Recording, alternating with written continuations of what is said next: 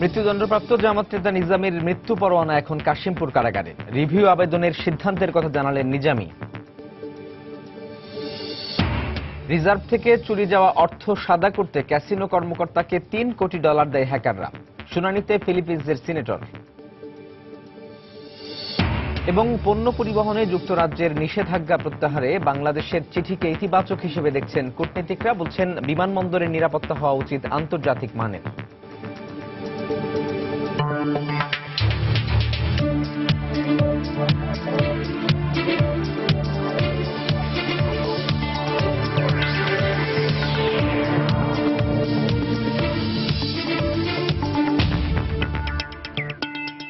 দেখছিলেন শিরোনাম। আমন্ত্রণ জানাচ্ছি দেশ ও দেশের বাইরের অর্থ বাণিজ্যের নানা খবর নিয়ে আমাদের নিয়মিত আয়োজন এই সময় বাণিজ্যে। আপনাদের সঙ্গে আছি আমি সাজিদ রাজু।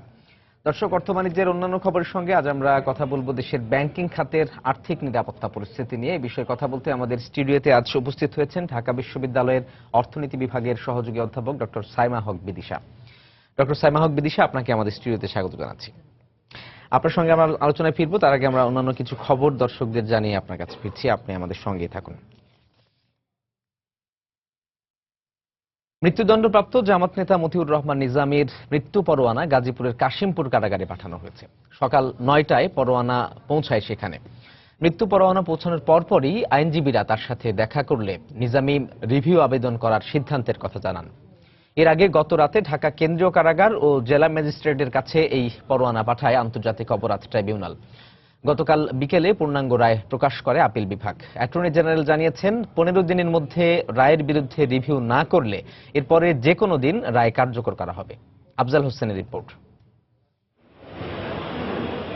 গত 6 জানুয়ারি আলবদর নেতা মতিউর রহমান নিজামীর মৃত্যুদণ্ড বহাল রেখে সংক্ষিপ্ত রায় দেন আপিল বিভাগ। এর 2 মাস পর প্রধান বিচারপতি এস.কে সিনহা সহ 4 বিচারপতির স্বাক্ষর শেষে মঙ্গলবার বিকেলে পূর্ণাঙ্গ রায় প্রকাশ করেন আদালত। মঙ্গলবার সন্ধ্যা 6:45টায় রায় পৌঁছায় আন্তর্জাতিক অপরাধ ট্রাইব্যুনালে। এরপর ট্রাইব্যুনালের বিচারপতিরা রায় পর্যালোচনা করে মৃত্যু পরোয়ানা জারি করেন। পরে লাল কাপড়ে মুড়িয়ে মৃত্যু পরোয়ানাটি পাঠানো হয় ঢাকা কেন্দ্রীয় কারাগার ও জেলা ম্যাজিস্ট্রেটের দপ্তরে। জাজমেন্টের কপি আমরা জেল সুপার বরাবর এবং ডিস্ট্রিক্ট ম্যাজিস্ট্রেট বরাবর পাঠিয়ে দিয়েছি।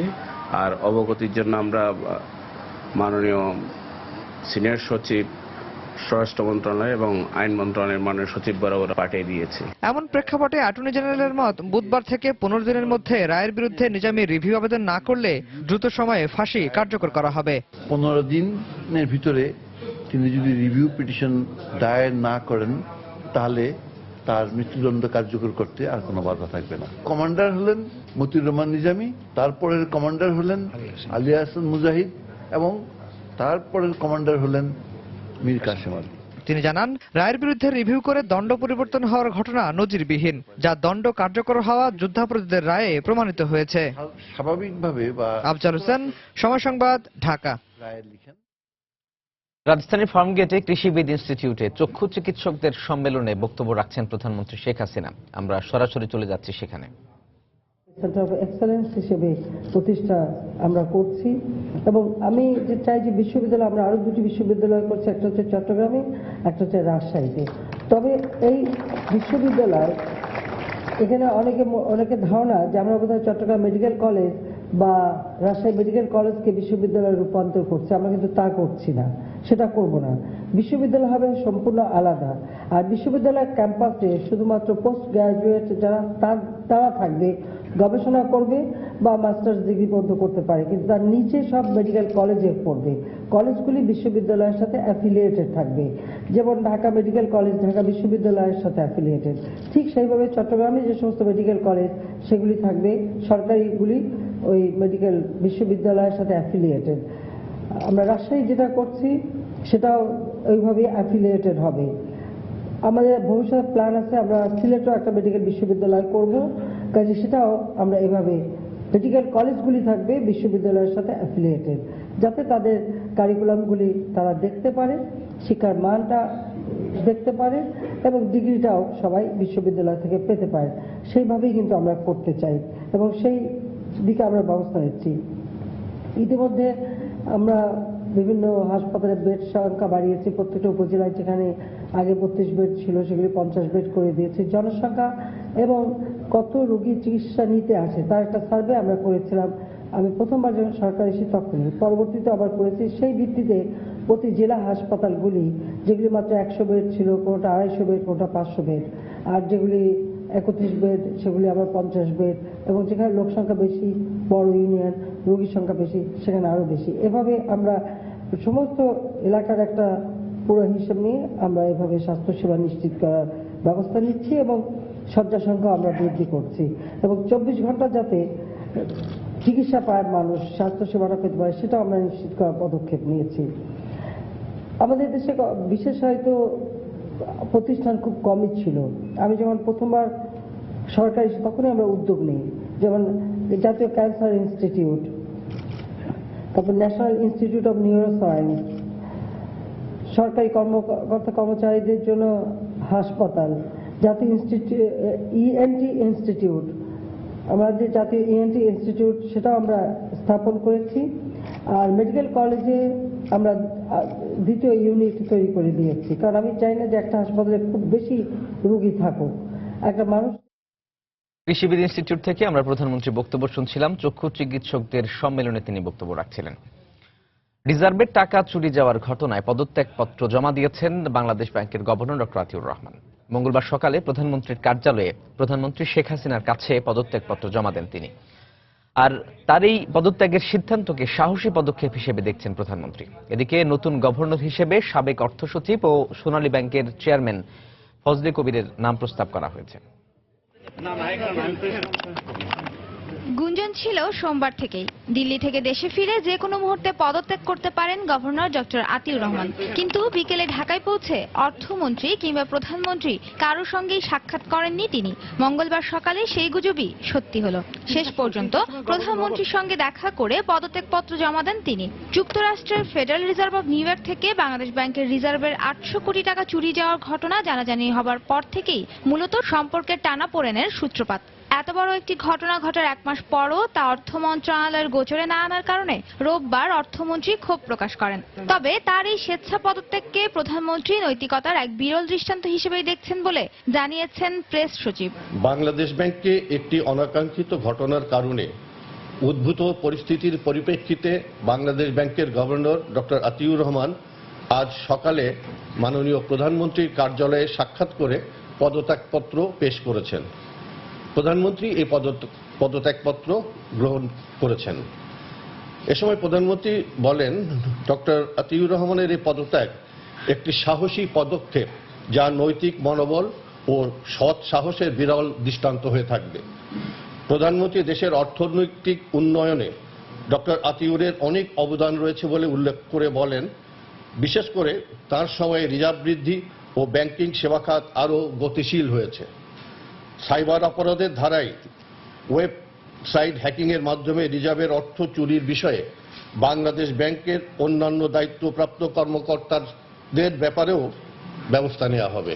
সোমবার ব্যাংকিং খাতে বড় ধরনের পরিবর্তনের আভাস দেন অর্থমন্ত্রী। মঙ্গলবার সকালে আনুষ্ঠানিকভাবে সংবাদ সম্মেলনের ঘোষণাও দেন তিনি, কিন্তু গভর্নরের পদত্যাগের ঘোষণার পর তা বাতিল করা হয়। এদিকে আতিউর রহমানের পদত্যাগের ফলে নতুন গভর্নর হিসেবে সাবেক অর্থ সচিব ফজলে কবিরের নাম প্রস্তাব করে অর্থ মন্ত্রণালয়। নতুন গভর্নর ফজলে হোসেন,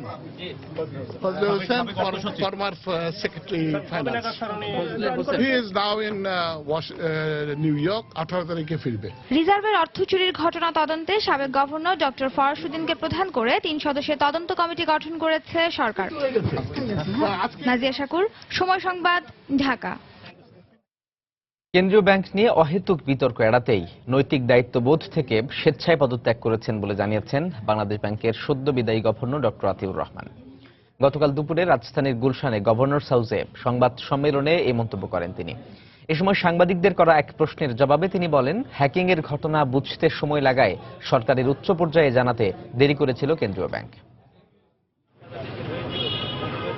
অনেক আলোচনা সমালোচনার মধ্যেই মঙ্গলবার সকাল 11:30টায় প্রধানমন্ত্রী শেখ হাসিনার কাছে পদত্যাগপত্র জমা দেন বাংলাদেশ ব্যাংকের গভর্নর ডক্টর আতিউর রহমান।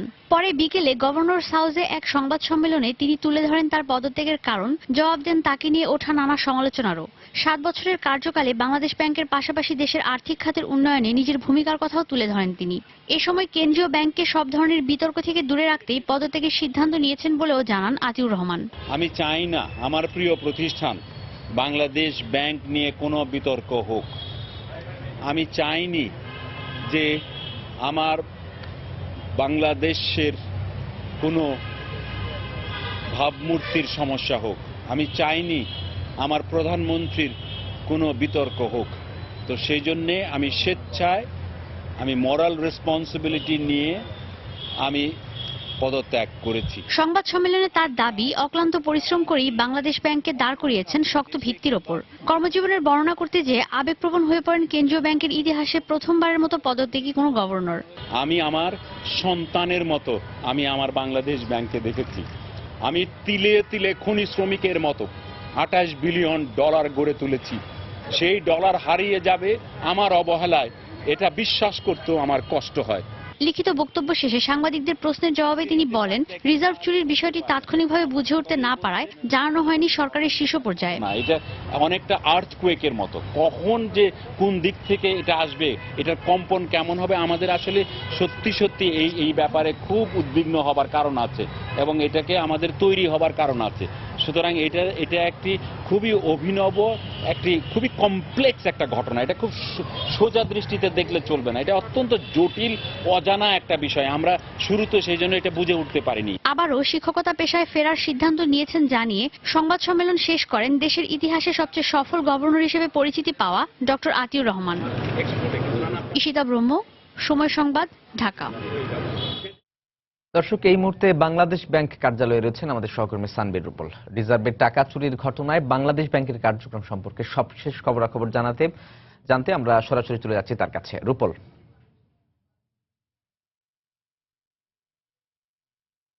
বাংলাদেশ ব্যাংকের রিজার্ভের অর্থ চুরির ঘটনায় গতকাল দিনভর নানা নাটকীয়তা, নানা রকমের ঘটনা ঘটলেও আজ সকাল থেকে কিন্তু বাংলাদেশ ব্যাংক বেশ শান্ত মনে হচ্ছে এবং এখানে মানুষজনের আনাগোনাও তুলনামূলক কম। এবং গতকালকে সবশেষ যে অবস্থাটি দাঁড়িয়েছে সেটি হচ্ছে বিকেলের দিকে অর্থমন্ত্রী জানিয়ে দিয়েছিলেন যে 2 ডেপুটি গভর্নর তাদেরকে অব্যাহতি দেওয়া হয়েছে। তারা হলেন আবুল কাশেম এবং নাজনীন সুলতানা। এবং আজ সকালে কিন্তু তারা অফিসে আসেননি এবং শুধুমাত্র নাজনীন সুলতানা অফিসে আসেননি, তবে আবুল কাশেম তিনি তার ব্যক্তিগত কিছু দাপ্তরিক কাগজপত্র এবং ব্যক্তিগত কিছু কাগজপত্র এবং তার নিজস্ব কিছু প্রয়োজনীয় জিনিসপত্র নিতে তিনি কিন্তু আজ বাংলাদেশ ব্যাংকে এসেছেন সকালে।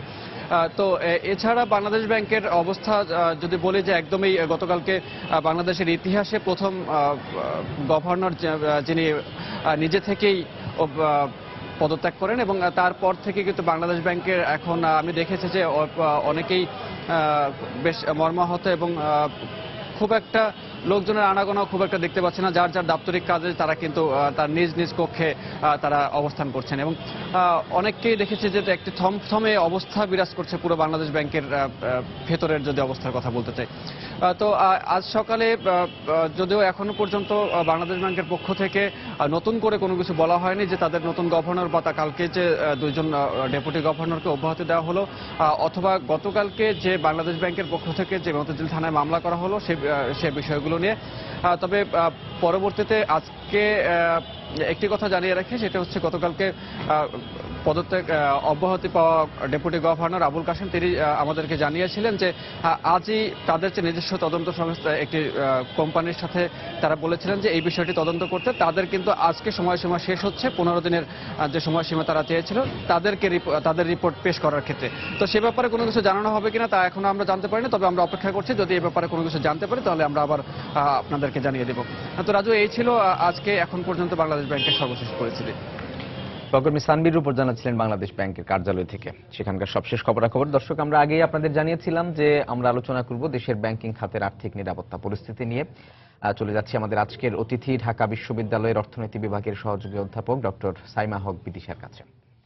ডক্টর সাইমা হক বিদিশা, বাংলাদেশের ইতিহাসে এমন একটি ঘটনা ঘটেছে বাংলাদেশ ব্যাংকে, যেটি আমাদের কেন্দ্রীয় ব্যাংক এবং সবগুলো বেসরকারি ব্যাংকগুলো, আর্থিক প্রতিষ্ঠানগুলো যারা নিয়ন্ত্রণ করেন এবং দেখভাল করেন, তাদেরই রিজার্ভের টাকা চুরি গেছে। এই বিষয়টা আসলে আপনি কিভাবে পর্যালোচনা করবেন? ধন্যবাদ। প্রথমত আমরা গত কয়েক বছরে বেশ কয়েকবারই কিন্তু আর্থিক খাতে বড় ধরনের কিছু স্ক্যাম কিন্তু দেখছি না, হলমার্ক, ডেস্টিনি, বিসমিল্লাহ গ্রুপ। তো এই ব্যাপারগুলোর যে আঙ্গিক আর রিজার্ভের যে আঙ্গিকটা সেটা একটু ভিন্ন। তার কারণ হচ্ছে রিজার্ভটা এটা তো একটা পাবলিক মানি, অন্যগুলো পাবলিক মানি, বাট এটা তো খুব ভীষণভাবে পাবলিক মানি এবং এর সাথে একটা দেশের বাণিজ্য, ব্যবসা এবং তার সুনাম এবং যে ক্রেডিট রেটিং থেকে শুরু করে অনেক কিছুই কিন্তু জড়িত। সুতরাং সেই কারণে এটা আসলে যখন পেপারে আমি প্রথম দেখলাম আসলে ব্যাপারটা কিন্তু খুব আতঙ্কিত হওয়ার মতো একটা বিষয় আর কি। তো এখন এই বিষয়ে আমাদের দেখতে হবে যে এটা আসলে কিভাবে হলো। আমরা যদি দেখি যে তিনটা ভাবে আসলে এটা হতে পারে। একটা হচ্ছে আমাদের যদি ফেডারেল রিজার্ভের ক্ষেত্রে যদি কোনো সমস্যা থাকে, সুইফটের ক্ষেত্রে যদি কোনো সমস্যা থাকে এবং যদি বাংলাদেশ ব্যাংকে, এখন প্রথম দুটোকে কিন্তু আমরা নালিফাই করে দিতে পারি মোটামুটি ভাবে। তার মানে বাংলাদেশ ব্যাংকের সিস্টেমে একটা সমস্যা অবশ্যই ছিল, এটা আমাদেরকে মেনে নিতেই হবে। তো আমরা যেটা পত্রপত্রিকায় যেটা পড়লাম সেটা দেখতে পাচ্ছি যে 4ই ফেব্রুয়ারি সকালবেলায় কিন্তু না 5ই ফেব্রুয়ারি সকালবেলায় এসে কিন্তু তারা প্রিন্টারগুলোকে দেখলেন যে প্রিন্টারগুলো কাজ করছে না। হ্যাঁ, তখনই একটা সন্দেহ হলো, কিন্তু সন্দেহটা যেখানে যে রিজার্ভের টাকা হারিয়ে গেছে সেটা তারা বুঝতে পারেননি আর কি। সেটা পরবর্তীতে 6 তারিখে ব্যবস্থা নেওয়া হলো, 8 তারিখে ব্যবস্থা নেওয়া হলো। তো এখানে যেটা ব্যাপার হচ্ছে সেটা হচ্ছে যে একটা বিষয় আমার কাছে একটু উদ্বেগজনক মনে হয়েছে। সেখানে যে কম্পিউটারে আমাদের এই আন্তর্জাতিক লেনদেনগুলো হয়, আমি যতটুকু বুঝতে পেরেছি পত্রপত্রিকা থেকে, কারণ আমাদের ইনফরমেশন পত্রপত্রিকা থেকে আসে, সেই একই কম্পিউটার সার্ভার কিন্তু বাংলাদেশ ব্যাংকের সার্ভারও কিন্তু ছিল। তো এটা কিন্তু আমি একজন আইটি বিশেষজ্ঞ নয়, কিন্তু আমি যেটা বলতে পারি, আমরা যখন খুব গুরুত্বপূর্ণ কিছু ডকুমেন্ট নিয়ে যখন কাজ করি, যখন পরীক্ষার প্রশ্ন বা এই ধরনের বিষয় নিয়ে যখন কাজ করি, আমরা কিন্তু চেষ্টা করি যে শুধুমাত্র ওই বিষয়টা নিয়েই কাজ করতে এবং অন্যান্য যে কোনো ধরনের ইন্টারনেটের ব্যবস্থা কিংবা বাংলাদেশ ব্যাংকের অন্য কোনো সার্ভার বা এইসব জিনিসগুলোর সঙ্গে কিন্তু আমাদেরকে আইসোলেট করে নেওয়াটা খুব জরুরি একটা বিষয়। তো এই ব্যাপারটা আমার কাছে খুব খটকা লেগেছে যে এই বিষয়টা কিন্তু গুরুত্বপূর্ণ হওয়া উচিত ছিল, কারণ যে কোনো মুহূর্তে, এবং যেটা মনে হচ্ছে যে ওই বাংলাদেশ ব্যাংকের সার্ভারে যে ফায়ারওয়াল বা ম্যালওয়্যার থেকে ঢুকে গেছে এবং ওখান থেকে আবার ওই সুইফটের যে অ্যাকাউন্ট এবং ইন্টারন্যাশনাল ট্রানজাকশনের ঢোকে বার্তাগুলো। গতকাল বাংলাদেশ ব্যাংকের যে সর্বশেষ গভর্নর ডক্টর আতিউর রহমান যখন পদত্যাগ করার পর সংবাদ সম্মেলন করছিলেন, সাংবাদিকরাও তাকে একই ধরনের প্রশ্ন করেছিলেন যে ব্যাংকের ভেতরে থেকে কেউ এই ধরনের কাজে জড়িত কিনা। এখন বিষয়টা তিনি অনেকটা ইতিবাচক মনোভাব পোষণ করেছেন এবং কাউকে সন্দেহের ঊর্ধ্বে তিনি রাখেননি। আপনার কাছে কি মনে হয়? এত বড় ঘটনা যখন ঘটে, এক্ষেত্রে এখন দুটো ব্যাপার, একটা হচ্ছে দায়িত্বজ্ঞানহীনতা অথবা ইচ্ছাকৃতভাবে করা। এখন দুটোর মানে দায়িত্বজ্ঞানহীনতা তো অবশ্যই আছে, ইচ্ছাকৃতভাবে কেউ একজন কোনো কনস্পিরেসির সাথে, বাইরের এই চক্রটার সাথে জড়িত কিনা পরিস্থিতি দেখে কিন্তু মনে হচ্ছে যে এটা জড়িত থাকার সম্ভাবনা কিন্তু একেবারেই উড়িয়ে দেওয়া যায় না। এবং এ ব্যাপারে কিন্তু আসলে গভর্নর সাহেব উনি পদত্যাগ করেছেন, কিন্তু এখানে বিভিন্ন ক্ষেত্রে বিভিন্ন লেয়ারে যারা যারা আছেন তাদের সকলের কিন্তু এখানে দায়িত্ব ব্যাপার আছে এবং দেখতে হবে যে আসলে সমস্যাটা কোত্থেকে এসছে। যে এই বাংলাদেশে তো এখন ব্যাংকিং খাত বলা যায় প্রস্ফুটিত, ব্যাংকিং খাত এবং আর্থিক খাত। তো সেই ক্ষেত্রে এই ধরনের যে ঘটনাগুলো আমরা কিছুদিন আগেও দেখেছি যে এটিএম কার্ড জালিয়াতির ঘটনা ঘটেছে, এটা একই ধরনের বলা যায়। এর আগে বিভিন্ন ডাকাতির চুরির ঘটনা ঘটেছে। তো আর্থিক খাত যতটা প্রস্ফুটিত হয়েছে সেই রকম একই যুগোপযোগী বা যুগপৎভাবে কি আমরা সেটা নিরাপত্তা বিধান করতে পেরেছি?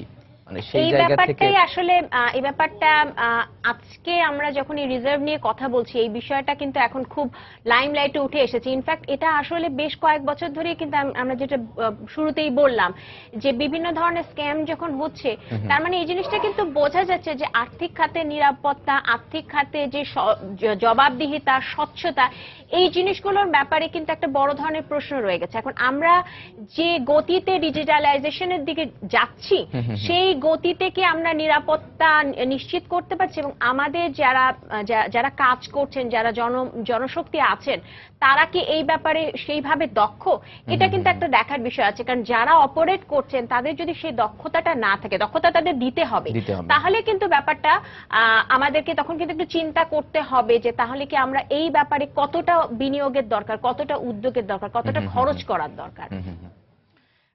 আরেকটি বিষয় সেটা হচ্ছে যে আমাদের এই আর্থিক খাতের যে বিকাশ, সেটি একদিকে হচ্ছে সরকারের যে ইশতেহার অনুযায়ী ডিজিটাল বাংলাদেশের দিকে আমরা চলেছি, অন্যদিকে সারা বিশ্বের উন্নত দেশগুলোর সঙ্গে তাল মিলিয়ে চলতে আমাদের অনেক পরিবর্তন আনতে হচ্ছে। সেই ক্ষেত্রে এই ধরনের ঘটনাগুলো যেন আর না ঘটে, আমাদের কি করা উচিত, করণীয় কি আমাদের?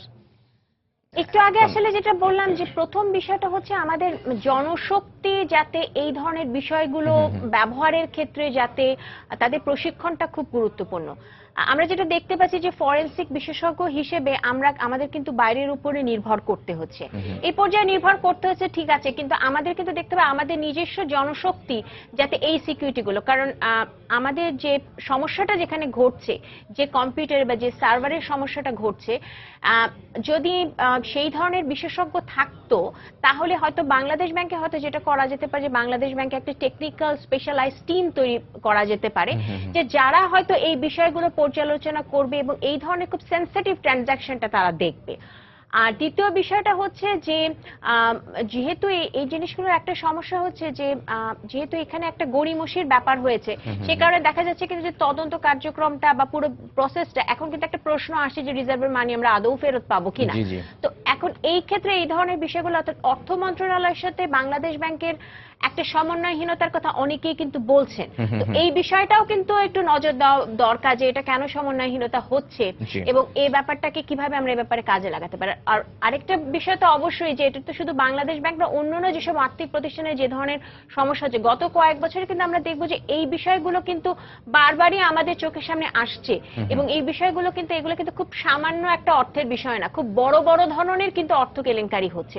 তো তার মানে আসলে একটা সেন্ট্রাল ব্যাংকের কিন্তু একটা ইম্পর্টেন্ট একটা কিন্তু দায়িত্ব, যে দুটো দায়িত্ব মূলত, একটা হচ্ছে মনিটারি পলিসির মাধ্যমে মূল্যস্ফীতি নিয়ন্ত্রণে রাখা এবং দ্বিতীয়ত হচ্ছে যে ব্যাংকিং ব্যবস্থা বা আর্থিক খাতটাকে একটা অ্যাডমিনিস্ট্রেশন এবং ব্যবস্থাপনাটাকে শক্ত হাতে নিয়ন্ত্রণ করা। তো এইখানে কিন্তু একটা বাংলাদেশ ব্যাংকের অনেকেই বলে থাকেন এবং আমার নিজেরও মনে হয় যে কিছু দুর্বলতা আছে বলে মনে হয়। তো এই ব্যাপারে হয়তো একটু ব্যাখ্যা করে বলবেন কি? যেমন একটা বিষয় হচ্ছে যেমন কিছু কিছু দেশ আছে যেমন ইউকে, অস্ট্রেলিয়া, এসব দেশে কিন্তু বাংলাদেশ ব্যাংকের মানে তাদের সেন্ট্রাল ব্যাংক না, অন্য একটা প্রতিষ্ঠানের মাধ্যমে মানে সরকারেরই একটা প্রতিষ্ঠান কিন্তু এই বিষয়টা কি দেখে, কারণ তাদের যেহেতু অনেক বড় ধরনের ট্রানজাকশন হয়।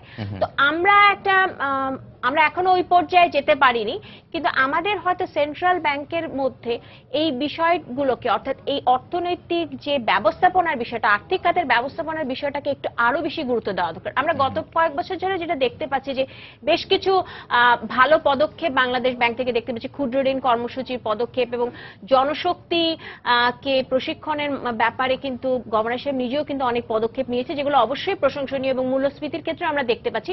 কিন্তু বারবারই কিন্তু আমাদের মনে হচ্ছে যে আর্থিক খাতের যে প্রশাসন, এই প্রশাসনের ব্যাপারটা কিন্তু কিছুটা প্রশ্নবিদ্ধ হচ্ছে এবং সেক্ষেত্রে আমার মনে হয় যে বাংলাদেশ ব্যাংকে হয়তো আলাদা একটা ইউনিট হতে পারে, যার সাথে হয়তো অর্থ মন্ত্রণালয়, আইটি বিশেষজ্ঞ, এই ধরনের বিভিন্ন যারা এক্সপার্ট আছেন তাদেরকে নিয়ে কিন্তু একটা হতে পারে যে সব এক্সটার্নাল সমস্ত এন্টিটি যারা ইনভলভড আছেন এবং যারা এই বিষয়ে দক্ষ, তাদের নিয়ে একটা আলাদা একটা ইউনিট তৈরি হতে পারে এবং যে ইউনিটটা মানে এখন যেটা আছে তার চাইতে আরো অনেক বেশি স্ট্রং করতে এবং আরেকটা ছোট্ট বিষয় জানতে চাইবো, যে রিজার্ভের যে অর্থ চুরি গেছে এটা অনেক বড় একটি অর্থের পরিমাণটি অনেক বড়। তো সেই ক্ষেত্রে এই একটা প্রক্রিয়া চলছে অর্থ ফিরিয়ে আনার ব্যাপারে, যদি ফিরিয়ে আনা না হয় তাহলে সেই ক্ষেত্রে আমাদের দেশের জনগণের কাছে আসলে দায়বদ্ধতার জায়গা থেকে আমাদের কি বলার আছে?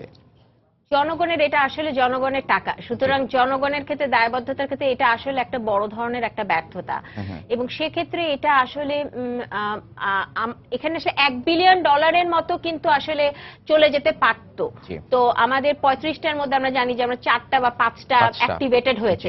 তো এই ক্ষেত্রে জনগণের ক্ষেত্রে এটা যদি আনা না যায় তাহলে আসলে এখানে একটা দায়বদ্ধতার ব্যাপারে এখানে তো আসলেই একটা দায়বদ্ধতাটা কার আসলে? শুধু বাংলাদেশ ব্যাংকের নাকি? শুধু বাংলাদেশ ব্যাংকের তো আসলে না, এখানে তো আসলে দেখতে হবে যে এখানে বাংলাদেশ ব্যাংক ছাড়াও এখানে তো অর্থ মন্ত্রণালয়েরও একটা যোগাযোগের একটা ব্যাপার আছে। অর্থ মন্ত্রণালয়ের মধ্যেই তো বাংলাদেশ ব্যাংকের কার্যক্রম, যদিও অটোনমাস বডি হিসেবে আমরা বলি, তারপর সেখানেও তো একটা কার্যক্রমের ব্যাপার আছে। এখানে আরো একটা ব্যাপার কিন্তু দরকার যে আমরা কি পর্যাপ্ত বিনিয়োগ করছি, পর্যাপ্ত ইনভেস্টমেন্ট করছি এই মেইনটেনেন্সের জন্য। মানে আমরা ডিজিটালাইজেশনের দিকে যাচ্ছি, কিন্তু এর মেইনটেনেন্সের জন্য, এর আপগ্রেডেশনের জন্য, কারণ এগুলো কিন্তু বারবার আপগ্রেড হচ্ছে, সেই আপগ্রেডেশনের সঙ্গে কিন্তু আমাদের কিন্তু খাপ খাইয়ে চলতে হবে, এবং সেটার জন্য কিন্তু প্রচন্ড রকমের বড় ধরনের একটা ইনভেস্টমেন্ট দরকার।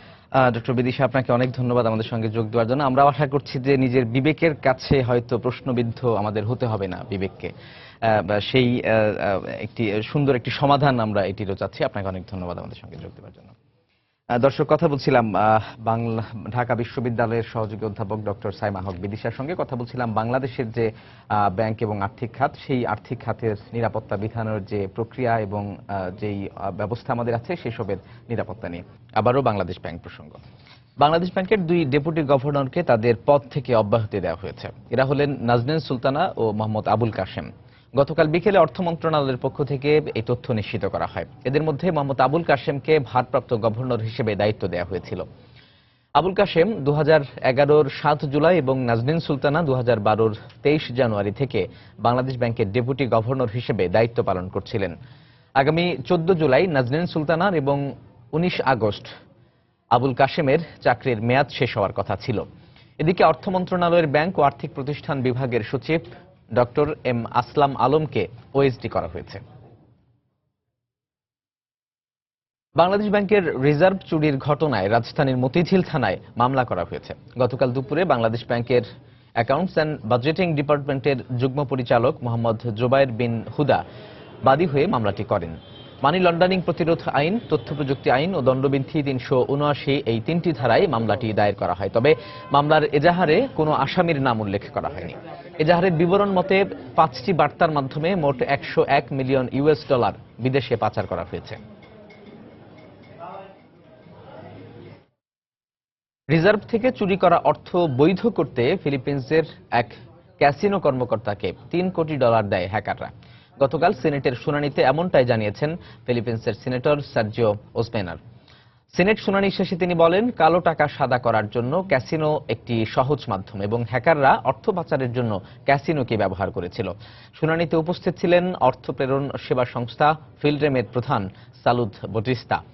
এই সংস্থার মাধ্যমে পাচারকৃত অর্থ আদান প্রদান করা হয়। সিনেটর সার্জিও ওসমেনার এক প্রশ্নের জবাবে বটিস্তা বলেন, গেল 9 ফেব্রুয়ারি রিজাল কমার্শিয়াল ব্যাংক তার কোম্পানিতে $1.5 কোটি প্রেরণ করে। এছাড়া 5 থেকে 10 ফেব্রুয়ারির মধ্যে তার কোম্পানিতে বাংলাদেশ ব্যাংকের চুরি যাওয়া বাকি অর্থ প্রেরণ করা হয়। পরে তারা পুরো অর্থ পেসোতে রূপান্তর করে হাওয়াইয়ের একটি কোম্পানিকে পাঠিয়ে দেন। এই বিপুল পরিমাণ অর্থ আদান প্রদান সন্দেহজনক মনে হওয়ার পরও কেন তা গ্রহণ করলেন এমন প্রশ্নের জবাবে বটিস্টা বলেন, রিজাল ব্যাংকের সঙ্গে তাদের 18 বছর ধরে লেনদেন চলছে। গভর্নর ডক্টর আতিউর রহমানের পদত্যাগের ঘটনাকে সাধুবাদ জানিয়েছেন অর্থনীতিবিদরা। এর ফলে কেন্দ্রীয় ব্যাংক আরও গতিশীল হবে বলেও মত বিশ্লেষকদের। নতুন গভর্নরকে দ্রুত পরিবর্তনশীল তথ্য প্রযুক্তির জ্ঞানের সঙ্গে পাল্লা দিয়ে ব্যাংক ও আর্থিক খাতের নিরাপত্তার বিষয়টিকে গুরুত্বের সঙ্গে দেখতে হবে বলেও মনে করেন তারা। বিস্তারিত জানাচ্ছেন মোস্তফা মাহবুব। যুক্তরাষ্ট্রে থাকা বাংলাদেশ ব্যাংকের রিজার্ভ অ্যাকাউন্ট থেকে টাকা লোপাটের ঘটনার পর গভর্নর ডক্টর আতিউর রহমানের পদত্যাগকে ইতিবাচক এবং দৃষ্টান্তমূলক সিদ্ধান্ত হিসেবেই দেখছেন অর্থনীতিবিদরা। তবে মেয়াদ শেষ হওয়ার মাত্র কিছুদিন আগে তার এ ধরনের বিদায়ে দুঃখ প্রকাশ করলেন এই অর্থনীতিবিদ। দায়িত্ব ডক্টর আতিউর রহমান স্বীকার করে নিয়েছেন, আমি তাকে সাধুবাদ জানাই সেজন্য। এই সংস্কৃতি আমাদের দেশে বিরল। আমি আশা করব যে উনার এই পথ অনুসরণ করে আরো অনেকে পদত্যাগ করা উচিত। উনি কেন্দ্রীয় ব্যাংকে যথেষ্ট অবদান রেখেছেন, ভালো কাজ করেছেন, সুনাম কুড়িয়েছেন। ঠিক এইভাবে এই পরিস্থিতিতে তাকে যে চলে যেতে হচ্ছে, তার টেনিওর শেষ হওয়ার জাস্ট 2-3 মাস আগে, এটা আমি মনে করি অত্যন্ত দুর্ভাগ্যজনক। তবে সম্প্রতি সৃষ্টি হওয়া সংকট মোকাবেলায় এ ধরনের পরিবর্তন বাংলাদেশ ব্যাংককে আরো গতিশীল করবে বলে মনে করছেন এই ব্যাংক বিশ্লেষক। তার মতে দেশের ব্যাংক ও আর্থিক খাতের জন্য ইতিবাচক যে কোনো সিদ্ধান্ত কঠোরভাবে বাস্তবায়ন করা উচিত। গভর্নর মহোদয় যিনি হন না কেন, বাইরের চাইতে তার উচিত ভেতরে বেশি নজর দেওয়া, যাতে করে নিত্য নতুন নিয়মগুলোকে আধুনিকায়ন করার মাধ্যমে সত্যিকার অর্থে উদ্যোক্তা সমাজকে, ব্যবসায়ী সমাজকে হেল্প করতে পারি। চেইন অফ কমান্ড যাতে কেউ ব্রেক না করতে পারে। বাংলাদেশ ব্যাংকের জন্য প্রয়োজন অর্থ মন্ত্রণালয়ের সাথে আলোচনা ভিত্তিতে, সমঝোতার ভিত্তিতে অপরাপর যারা স্টেক হোল্ডার রয়েছে তাদের সাথে কাজ করে এটা করা। বাংলাদেশ ব্যাংকের শৃঙ্খলা ফিরিয়ে আনতে কোনো ধরনের ব্যক্তি বা প্রতিষ্ঠানের চাপের ঊর্ধ্বে উঠে দেশের স্বার্থেই নতুন দায়িত্বপ্রাপ্তদের শক্ত হাতে নেতৃত্ব দেওয়ার আহ্বান জানালেন অর্থনীতি বিশ্লেষকরা। মুস্তাফা মাহবুব, সময় সংবাদ, Dhaka.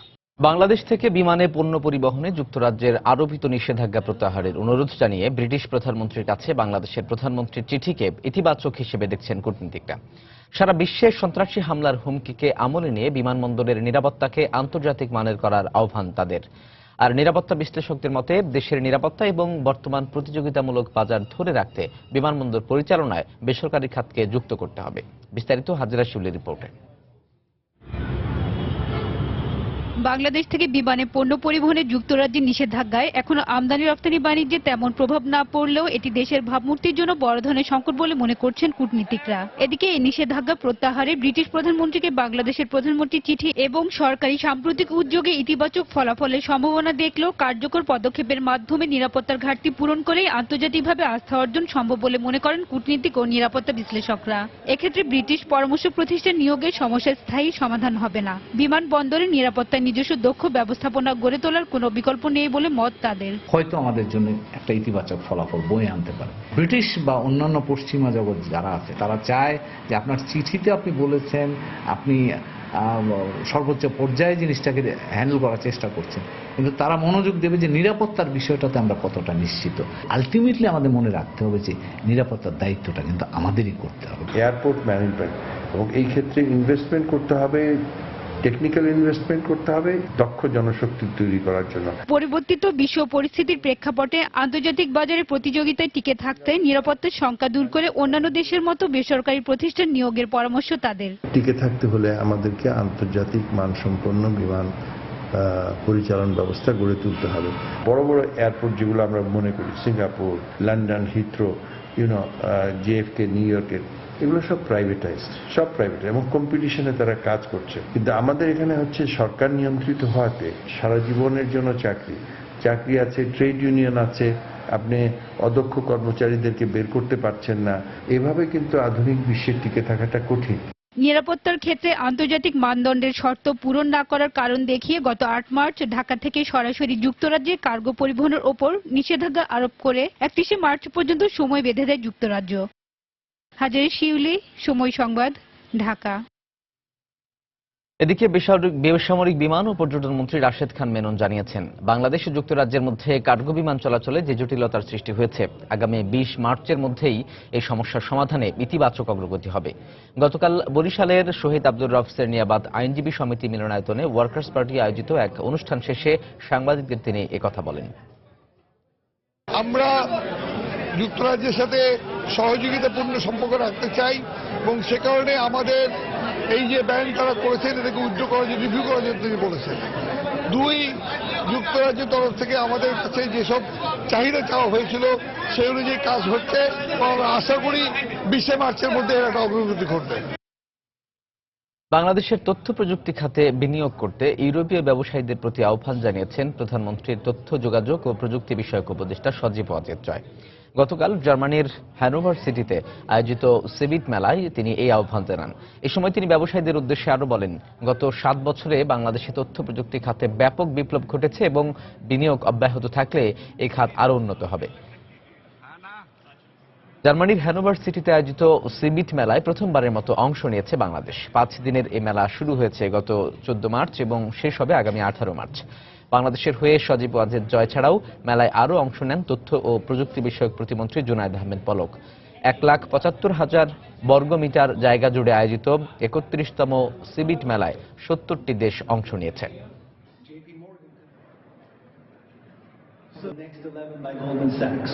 As in, after the BRICS, Bangladesh is one of the next 11 countries that is poised to rise on the global stage.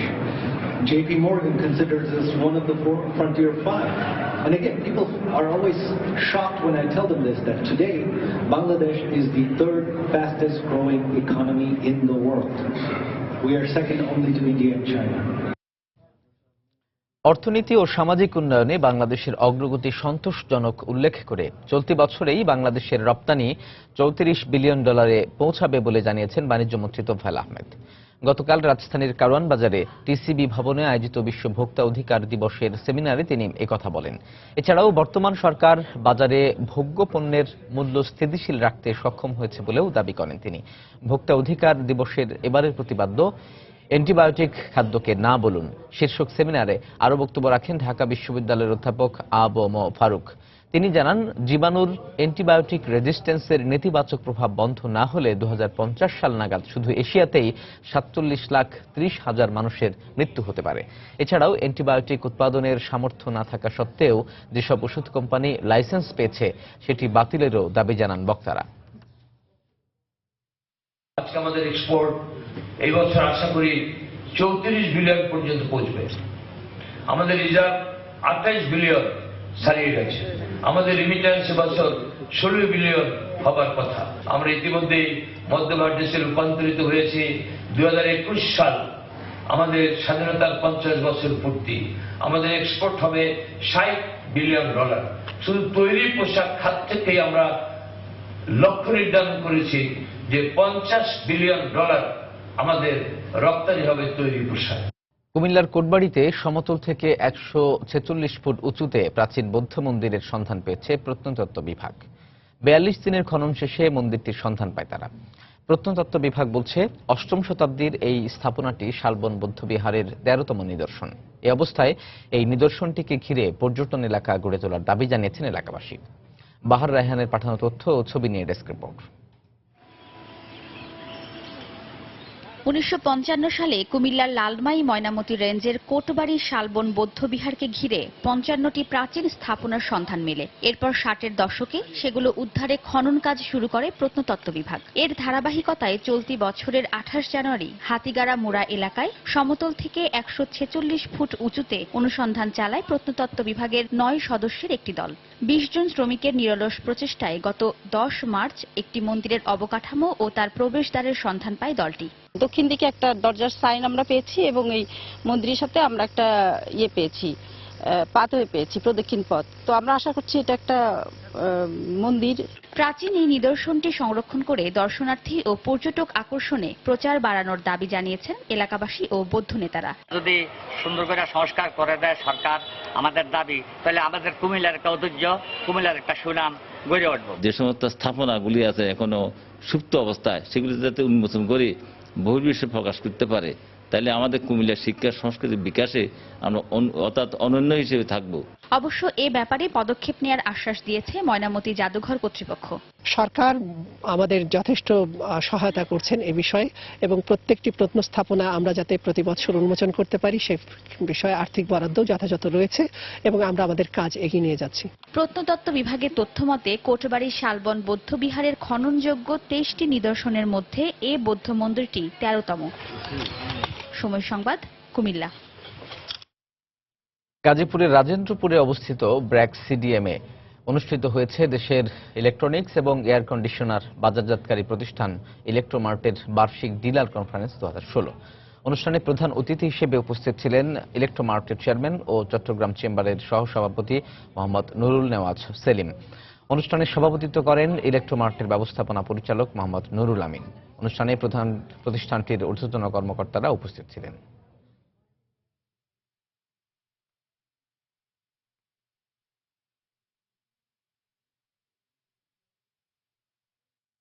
দর্শক, এবার জানিয়ে দেব ঢাকা স্টক এক্সচেঞ্জ ডিএসসির লেনদেন পরিস্থিতির খবরাখবর। চলে যাচ্ছে ডিএসসির অফিসিয়াল ওয়েবসাইট dscbd.org-তে।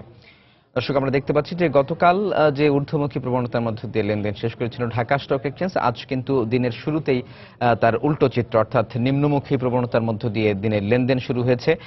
এর মধ্যে ঢাকা স্টক এক্সচেঞ্জ ডিএসসির যে প্রধান সূচক এক্স, সেটি 14 পয়েন্ট কমে 4461 পয়েন্ট অবস্থান করছে। ডিএসসির বাছাই সূচক 30 ইন্ডেক্স 9 পয়েন্ট কমে 1703 পয়েন্ট অবস্থান করছে এবং ডিএসসির সরিয়া ইন্ডেক্স সেটিও 1 পয়েন্ট কমে 1085 পয়েন্ট অবস্থান করছে। এখন পর্যন্ত ঢাকা স্টক এক্সচেঞ্জ ডিএসসিতে 114 কোটি টাকার লেনদেন হয়েছে। লেনদেনে হওয়া কোম্পানিগুলোর মধ্যে 96টি কোম্পানির শেয়ার এবং মিউচুয়াল ফান্ডের দাম বেড়েছে, 117টি কোম্পানির শেয়ার এবং মিউচুয়াল ফান্ডের দাম কমেছে এবং অপরিবর্তিত রয়েছে 45টি কোম্পানির শেয়ার এবং মিউচুয়াল ফান্ডের দাম। শীর্ষ 20-এর কোম্পানি যেগুলো রয়েছে সেগুলোর লেনদেনের খবরাখবর যদি আপনাদের জানাই, তাহলে শীর্ষ 20-এর 1 নম্বর স্থানে আজকে অবস্থান করছে সামিট পাওয়ার। সামিট পাওয়ার 40 টাকা 60 পয়সা দর নিয়ে লেনদেন হাতবদল হচ্ছে। এর প্রতি শেয়ারের 42 টাকা 40 পয়সা পর্যন্ত সর্বোচ্চ লেনদেন মূল্য দেখতে পাচ্ছি। 41 টাকা 50 পয়সা ছিল সর্বনিম্ন লেনদেন মূল্য এবং 41 টাকা 70 পয়সা ছিল সামিট পাওয়ারের গতকালের সর্বশেষ লেনদেন মূল্য।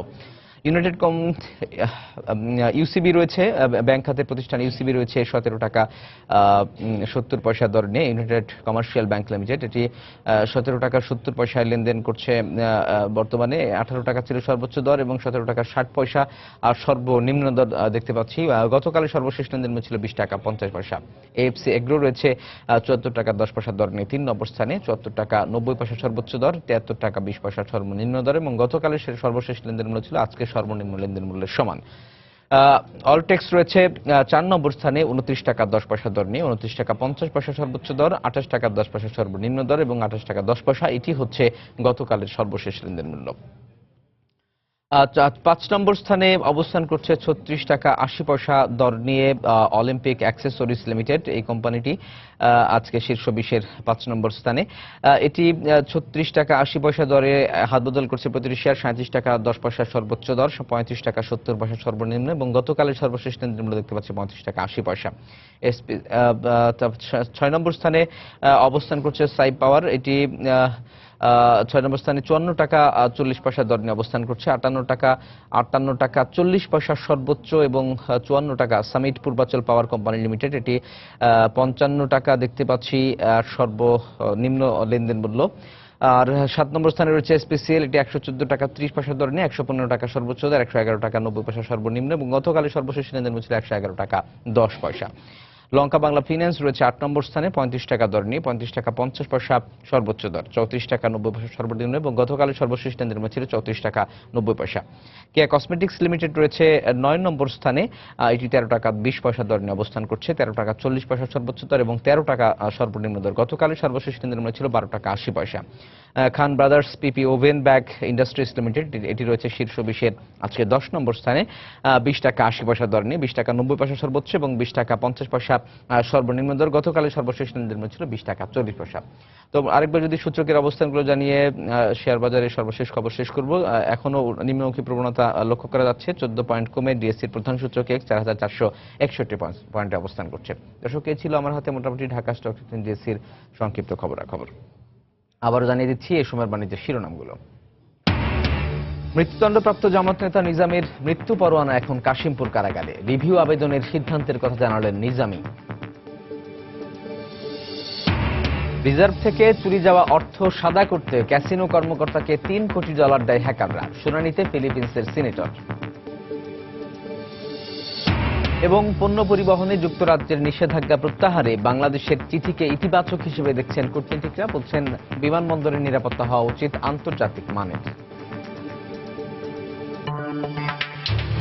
দর্শক, এই ছিল এই সময়ের বাণিজ্যে। যে কোনো খবর পেতে ভিজিট করুন সময় নিউজ.tv।